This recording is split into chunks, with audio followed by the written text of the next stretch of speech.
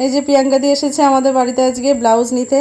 তো 3টে ব্লাউজ নিয়েছে একসাথে। দেশে যাবে, বিয়েবাড়ি আছে, বাড়ি গিয়ে আর বানানোর সময় নেই। দেখি দাও কি নিয়েছো।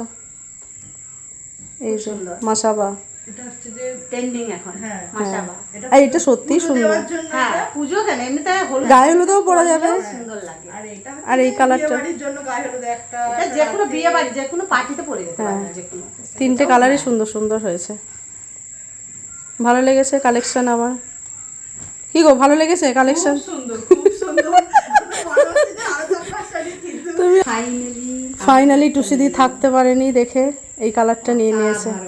হ্যাঁ হ্যাঁ পরে দাদা আমার বলে পরে নাও।